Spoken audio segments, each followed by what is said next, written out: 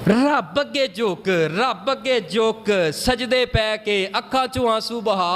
क्या कोई मेरी तेरी नमाज इंजदी हैगी है तन्हाई दे अंदर मैं सजदे पिया होवां 2-4 मिनट कदी आंसू बहाए होण, अखां दा पानी मैं निचोड़िया होए ते सिर्फ रब दे डर तो कदी अखां दा पानी निचोड़ के अपने रब दे अगे वेखते सही ना, जिंदगी भर तेनू एक ऐसा नशा लग जाएगा, ऐसा सरूर ते ऐसा मज़ा लग जाएगा, दिल करेगा मैं रातां नू उठ उठ के नुकरां दे अंदर वड़ के जिथे कोई वेखे ना मैं अपने रब अगे रोवां।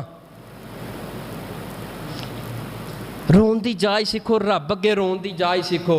नौजवान सारी सारी रात मोबाइल जड़ा इन्हां मां तो बाप तो छुपांदा होया वीडियो ते गंदियां मूवियां वेखण वास्ते कदी कोई कमरा कदी कोई नुकर रात दे 2-2 2:30 बजे तक सारियां तो छुप के मोबाइल की स्क्रीन वेंदा है। लेकिन इस नौजवान दे दिलो दिमाग च कदी ख्याल नहीं आया, कदी ख्याल नहीं आया माँ सौ गई, बाप सौ गया, भैनां सौ गई, सारे सौ गए, मैं वुजू करके ते मुसल्ले ते आके अपनी अखां चों आंसू ते बहावां।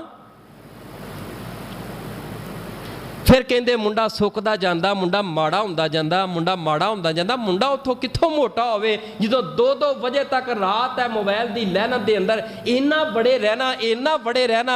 जदों तक मोबाइल की बैटरी खत्म नहीं होनी, इन्हें बंद नहीं होना, इस बंदे नूं चैन नहीं होना, सकून नहीं होना।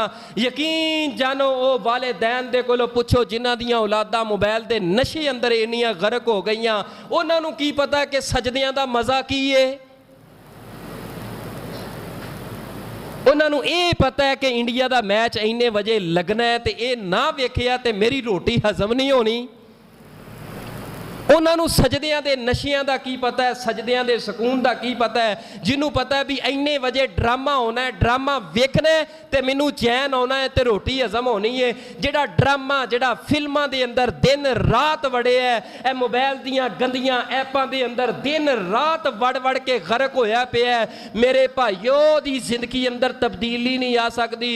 ऐ मेरी नौजवान भैनों, ऐ मेरी माओ, ऐ मेरी बहनों, ऐ मेरी माँ जी, ऐ मेरे बुजुर्ग, ऐ मेरे नौजवान साथियों, अल्लाह दा वास्ता दे के कहांगा अपनी जिंदगी नूं बर्बाद ना करो। ऐ जवानी हुसन अल्लाह ने नजर सेध ऐ जो कुछ दिता है तेनू मैनू अल्लाह दी बहुत बड़ी नेमत है। लेकिन ये से नेमत दे कोलों गलत फायदे चुकदे होया अपने रात दे तन्हाई दे सजदे ना भुल जावीं।